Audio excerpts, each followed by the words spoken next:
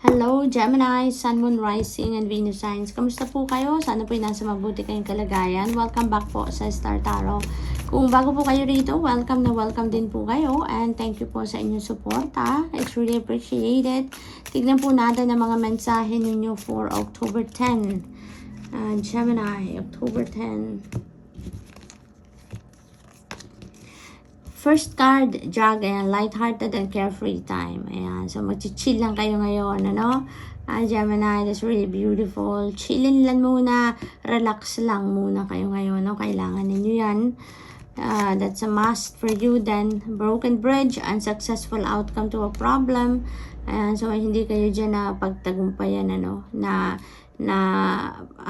move na ginawa ninyo para masolusyonan ng problema siguro. So, but that's okay, Gemini. Ibig sabihin, kung may mga bagay na hindi nangyayari, hindi nagmamaterialize, no, that is not right for you. That is not good for you. Kaya, you can try another, way, di ba? Listen to your intuition. Always listen to your intuition, Gemini. Sa lahat ng gusto ninyong gawin, sa lahat ng mga kailangan ninyong diskarte or desisyon, always check in with your intuition, and sa gayon, maggabayan kayo kung ano nararapat ninyong gawin, kung ano ang tama, because you yourself know, your soul knows what is best for you, okay? So allow your intuition to be your guide, and sa gayon, mas magagawa ninyo kung ano ang tama at ang best para sa iyong sitwasyon, okay? We have Teapot and deep friendship with someone of the same sex. Ayan. So, maybe yung kasama ninyo dito sa carefree time ninyo, sa pag-chill ninyo is this person, no? Yung kaibigan ninyo that you are, yung parang super close ninyong kaibigan niya. Maybe best friend ninyo. What else, Gemini? We have Flag and do not be tempted to lower your standards. Ayan. Magpakatatag kayo dyan, no? Tatagan ninyo ang inyong loob. Stand for what you believe in. Stand your ground, no? Huwag kayong papadala, no? Sa mga temptation ng iba dyan, no? Na babaliin ninyong paniniwala ninyo dyan to, just to please other people, no? It's all up to you, Gemini, no? It's all up to you on how you're going to face that situation, on how you're going to approach that situation. Use your own judgment and discernment sa mga ganyan sitwasyon, okay? We have the crib, birth or conception of a child or an enterprise. Ayan, so meron din itong mga anak, Gemini, maybe ikaw ang manganganak, no? You are welcoming a new baby. Maaring nagbubuntis ang iba sa inyo dito. Kung hindi man kayo itong nagbubuntis or hindi man kayo yung manganganak, maybe asawa ninyo, girlfriend ninyo, maaring kamag-anak ninyo, kapatid ninyo. This could be anyone in the family, no? Someone close to your heart, no? Maaari din na merong bagong business venture na gagawin ng iba sa inyo dito, Gemini. Maaari din ganyan ang sitwasyon. Love. Wow, love. Love is in the air for some of you dito, no? Gemini, maaring you are going to be very, loving din, maaring ganon. You will be overflowing with love sa ngayon, so maaring ganon ang sitwasyon. We have bird perch, waiting for news, package, or letter. So, yan. Marami kayong hinihintay na, na mail, email, no? Maaring sulat din yan, balita. Maaring balita hinihintay ninyo dito kung nanganak na or buntis na ang kung sino man, na ini-expect ninyong panggagalingan ng ganong balita. Maaring ganon. So, maaring din may mga sulat kayong hinihintay, no? Balita from kung ano man, sino man, kung ano man ang in-applyan ninyo, maaaring applyan for trabaho, applyan for business permit, mga ganon, apply kayo ng loans, maaaring naghihintay kayo ng balita or updates regarding those things, no? What else? Caterpillar, things will not always be this way, a change is coming. So, maaaring iba sa inyo matagal na naghihintay, no? Nang kailan kaya magbabago ang sitwasyon ko? Lagi na lang ba akong ganito? 'Di ba? I want some change in life, and ito, it will come na, no? Kasi lahat naman, 'di ba, na nangyayari, Gemini, it's according to the divine order and timing. Maaring the divine timing for change is here na. Kaya meron na kayong energy may heads up na sa inyo na change is coming, kaya wag na kayong mainip, no? Instead, be excited na to embrace whatever this change is happening sa buhay ninyo, no? So, final message ni Gemini, pay attention to your health, Gemini. Dami na ninyong ginagawa, Gemini. Dami ninyong pinagkakabisihan. Kaya, panahon na para mag-chill. No? Mag-chill kayo ngayon talaga. It's a must. At kailangan ninyo yan para sa ikakabuti ng inyong kalusugan. No? Pahinga, kailangan ninyo. Maaaring ang iba sa inyo dito din, hindi nakakatulog ng maayos. So, do something, no? Para mapangalagaan ninyo ang inyong sarili.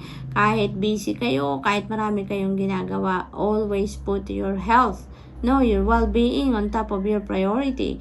This is a reminder for you na, Gemini, heads up na to sa inyo na alagaan nyo naman ang inyong sarili, no? Nang sa gayon, you will be on top of your health, no? Kahit marami kayong ginagawa, kahit marami kayong inaasikaso, marami kayong iniisip. Kung malusog kayo, maganda ang inyong pakiramdam, kayang-kaya na ninyong attendan ang kahit sobrang dami ninyong aasikasuhin. So, always be careful, no? Alagaan ninyo ang inyong sarili, okay? Gemini, that's all I have for you for today. I hope nakatulong ang mga mensaheng ito in some way. Thank you for watching. Love and light. Namaste. Hello Libra, Sun, Moon, Rising, and Venus signs. Kamusta po kayo? Sana po ay nasa mabuti kayong kalagayan. Welcome back po sa Star Tarot. Kung bago kayo rito, welcome na welcome din po kayo. And thank you po sa inyong suporta. I truly appreciate it. God bless you all. Tignan po natin ang mga messages ninyo for October 10. For Libra.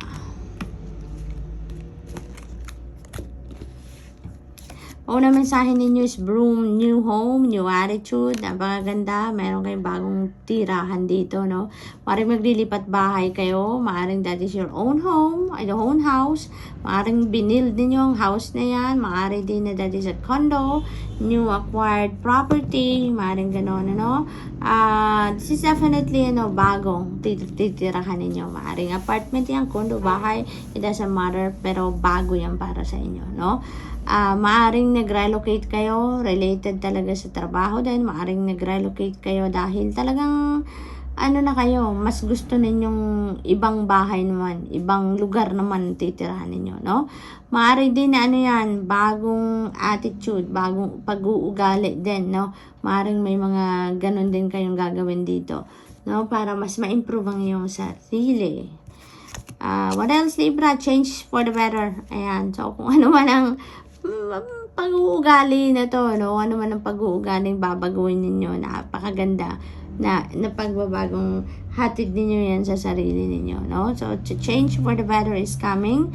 Maaaring yung paglipat ninyo ng tirahan na to is also very beneficial for you, Libra. So, that's really a good move.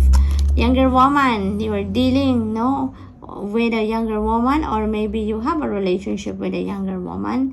Libra, maaring anak nyo to, maaring katrabaho nyo to, maaring ka-roommate ninyo to. This could be anyone that you're going to deal with na mas bata siya sa'yo, Libra. We have courage, ayan, and a journey, either physical or mental. Maaring short journey lang kasi maliit lang yung courage. So, maaring ang lilipatan ninyong bahay, no? Kailangan pa ninyong mag-travel o kailangan pa ninyong bumiyahe dyan para makarating kayo dyan sa bago ninyong place of residence. Maaaring yun ang travel na involved dito. Maaari din na yung travel na to is mental travel. Maaring madami kayong iniisip sa ngayon, Libra. Maaring yung mga iniisip ninyo dito, diskarte ninyo, no? Maaring sa paglilipat ninyo ng tirahan or sa pagbabago ng pag-uugali ninyo, or maybe yung iniisip ninyo dito is sitwasyon ninyo related naman dito sa younger woman. So, it could be anything. Maaring nagdidiskarte kayo on how you're going to start to change sa buhay ninyo. Maaring ganun din ang sitwasyon. Cheerfield, ayan, someone new is entering your life. Ayan, may bagong parating sa buhay ninyo. Makikilala ninyo. Kasi siguro, no, mga bagong kapitbahay ninyo yan. No, maglilipat kayo ng tirahan. So, maaaring yung mga taong ito na entering your life is, mga makikilala ninyo sa bagong lugar na titirahan ninyo. Mga kapitbahay, mga ganon. Maaari din na ito si younger woman ang bagong papasok sa buhay ninyo, no? We have finger warning you of a problem either now or in the future. Ayan. So, mararamdaman naman ninyo yan kung merong problemang parating. 'Di ba? If you are, pag pinapaandar ninyo yung iyong intuition lagi, pag nakikinig kayo lagi sa iyong intuition, it will always give you a signal if there's something, something off with someone or something off with something. Mararamdaman ninyo yan, kaya kahit pa paano mapaghahandaan ninyo or makukontra na ninyo ang maaring maging problema, no? Maaring si younger woman yan. So, mararamdaman ninyo sa pakikipag-usap pa lang kung yung taong yan is negative ang vibe na hatid sa inyo, no? You will feel it. Kaya magagawan pa ninyo ng paraan yan para maiwasan, What else? We have bull. Do not back down from opposition. Show strength and fortitude. So, maaaring related dito, no? Huwag kayo nga atras. Lalo-lalo na kung si younger woman yan. Kasi diba, maaring meron ng signs yan na nakikita kayo na maaring merong negative vibe na hatid yan sa inyo. Kaya, huwag kayong atras. May mga laban, sa buhay na kailangan ninyong harapin. May mga laban sa buhay na kailangan atrasan. So, use your own judgment and discernment on this one. Always use your intuition so that you will be guided kung ano ang nararapat ninyong gawan sa mga sitwasyong ganito. Okay? We have shark and take care or there will be a loss of material wealth. Ayan. So, mag-iingat kayo dito sa mga mangbubudol, no? Kasi maaring merong mag-try na mangbudol sa inyo, mag-offer sa iyo ng kung ano-ano, maaring mapalabok ang mga pananalita, no? So, use your intuition. If there is something off with a person or with a situation, mararamdaman ninyo yan, Libra. Always tune in to your intuition, no? Nang sa gayon, maiwasan ninyo ang mga mambubudol na yan, mga scammers na yan, no? Maiwasan ninyo yan. And isa pa, make sure na yung mga material possessions ninyo, lagi ninyong chine-check, monitor ninyo, no? Nang sa gayon, talagang kayo, you're posted, no? Sa kung anong mga nangyayari, lalo-lalo na sa mga pangkaperahan ninyo, okay? So, final message ninyo is whale, great worry over nothing. Ayan, so, maaaring meron kayong ipinag-aalala dito. Sobra-sobra kayong nag-aalala. Pero, nonsense ang pag-aalala ninyo kasi sabi dito, great worry over nothing. So, sobra-sobra kayong nag-iisip, nag-aalala, pero hindi naman ninyo dapat na inaalala, no? Hindi naman ninyo dapat na i-worry ang bagay na yan. So, Libra, that's all I have for you for today. I hope nakatulong mga mensahe ito in some way. Thank you for watching. Love and light. Namaste. Hello Aquarius, Sun, Moon, Rising, and Venus signs. Kamusta po kayo? Sana po ay nasa mabuti kayong kalagayan. Welcome back po sa Star Tarot. And kung bago po kayo dito, welcome po kayo. And thank you po sa inyong suporta. I truly appreciate it and God bless you all po, Aquarius. Tignan po natin ang mga messages ninyo for October 10.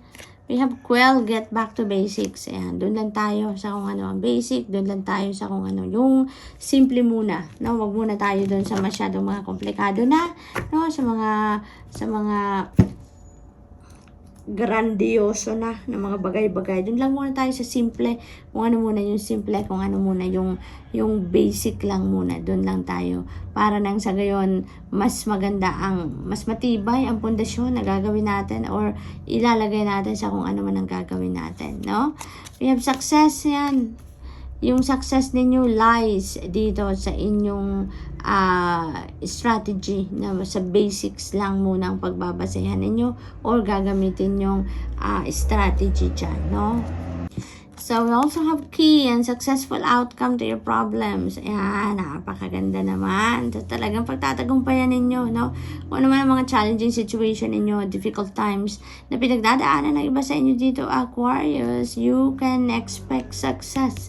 Malalampasan ninyo, masusolusyonan nyo na yung mga problema na yan. So, napakaganda. Wedge, someone is trying to come between you and a friend or someone you want. Ayan. Be careful with this person, ano. Kilala nyo to, malalaman nyo to, mararamdaman nyo to, kung sino tong umiepal, no. Maaring naninira ito ng kaibigan ninyo, sinisiraan na dito ang ibang tao sa inyo, maaring ganon. Or maaring may mga may mga suggestion nito sa inyo, input na sinasabi sa inyo para ma-discourage kayo about sa mga plano ninyo or kung ano man ang gusto ninyo mangyari, no? Kaya mag-ingat kayo sa mga taong nakakasalamuhan niyo sa ngayon, because maybe this person is just going to bring you negative vibe, nang sa gayon mawalan kayo ng gana about something or about someone, lalo na sa kaibigan ninyo, Aquarius. Okay? We have find, seek out information that will help you. Ayan. Maaring para sa ikakatagumpay ninyo yan, no? You may need to do more research. You may need to ask questions doon sa mga taong nag-succeed na, no, in relation doon sa kung ano man ang pinagsisikapan ninyo ditong pagtagumpayan, Aquarius. So maaaring kailangan ninyo magtanong-tanong, kailangan ninyo mag-research, kailangan ninyo to dig deeper, no, nang sa gayon makuha ninyo kung ano ang mga impormasyon na makakatulong sa inyo para magtagumpay kayo sa kung ano man ang pinagsisikapan ninyong pagtagumpayan. Okay? We also have Elephant. A long journey, either physical or mental, will leave you wiser at the end. So, ayan na nga. Parang research itong ginagawa ninyo. Pag may pinag-aaralan kayo dito, kailangan ninyong pag-aralan or talagang gustong-gusto ninyong pag-aralan ng bagay na to. At yan ang ikakatagumpay ninyo, no? Aquarius, so maaaring nagdi-diskarte kayo, pinag-iisipan ninyong mabuti. Ito ang bagay na to. Maaari din na long distance travel ito na gagawin ng iba sa inyo. Maaring you are going to travel abroad. Maaring you're going to travel overseas talaga dito for some reason. Maaring pag-aaral, no? Ang international travel na to, siguro maaring mag-aaral kayo doon. Or maaring may seminar, workshops na pupuntahan, convention, maaring mga ganon, ano? So, good luck sa iyo dyan. We have dog far away. Ayan. A distant friend is thinking of you. Maring may invitation din ito. Si distant friend din nyo. Maring may invitation ito for you na pupuntahan siya. No? Maring magtuturo kayo with this friend ninyo. Maring din ganon ang sitwasyon. Good luck. Dark woman. Maaring si friend is a dark woman. No, this is dealings or relationship with a woman with dark complexion or hair. So, maaring ito yung makakatulong din sa iyo sa pagre-research, no, na ginagawa ninyo. Maari din na si dark woman is your friend na nag-iisip sa inyo, na inaalala kayo. Maaring siya yung mag-i-invite sa inyo, no, na mag-tour kayo together. Maaring ganon din ang ganap. We have Camel. Persevere and you will overcome problems. And pagsikapan ninyo, ay maaari talaga itong ginawa ninyo. Kaya nga magkakaroon kayo ng successful outcome sa inyong mga problema. No? You're going to persevere. And definitely, you are going to overcome any problem na maaari ninyong kinakaharap sa ngayon or kakaharapin pa lang, Aquarius. So, perseverance lang ang key diyan para pagtagumpayan ninyo ang inyong pagsosolve sa mga problema. Okay? So, good luck. And that's all I have for you for today. I hope nakatulong ang mga mensahe ito in some way. Thank you for watching. Love and light. Namaste.